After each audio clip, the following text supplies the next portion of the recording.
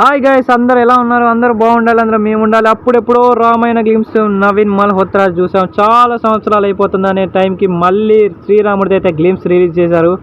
Literally wondering, అసలు అయితే mind blowing, extraordinary shorts అయితే ఉన్నాయి ఇందులో. నిజం చెప్తున్నా, టాలెంట్ అంటే ఉన్న వాళ్ళకి నిజంగా డైరెక్టర్స్లో నవీన్ మల్హోత్రా ఒకడు.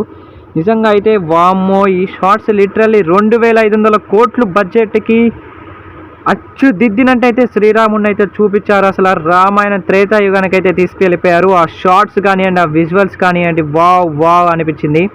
లిటరల్లీ నాకైతే చాలా మైండ్ బ్లోయింగ్ షార్ట్స్. ఇదొకటి చూడండి, కంపల్సరీ ఈ షార్ట్లో మాత్రం రాక్షసుని ఎంత క్లియర్గా చూపించారో. నిజంగా ఈ రాజ్ అంటే బెటర్ దెన్ ఆది పురుష్ కన్నా ఇదే బాగుంది నిజం చెప్పాలంటే. ఈ షార్ట్స్కి మాత్రం కంపల్సరీ అడిక్ట్ అయిపోయాను నేనైతే. ఆ విజువల్స్ కానివ్వండి, ఇవన్నీ కానివ్వండి. కానీ అలా వనవాసానికి వెళ్ళేటప్పుడు ఆ బోట్ షాట్లో ఉంటుంది రాముడి చూపు. రణబీర్ కపూర్ మాత్రం దిగిపోయాడు అసలు రాముడి లెక్క.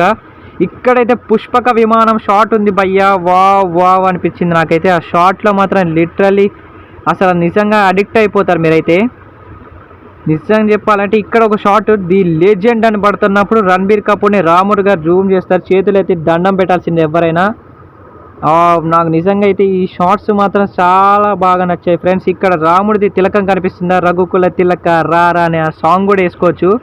వెనకాల ఇంకొకటి అయితే ఇలా లక్ష్మణుణ్ణి, తర్వాత సీతాదేవిని ఇలా చూపిస్తున్నారు. వావ్, నిజంగా చెప్పాలంటే ఆ పుష్పక విమానానికి ఈ షార్ట్స్కి మాత్రం 2500 కోట్లు కాదు, అసలు వీళ్ళు ఇంకా పెట్టున్నారేమో దానికంటే. నాకు ఇప్పటికీ డౌటే నిజంగా. వావ్, ఇంత అవెంజర్స్ రేంజ్లో తీశారు అసలు నిజం చెప్పాలంటే.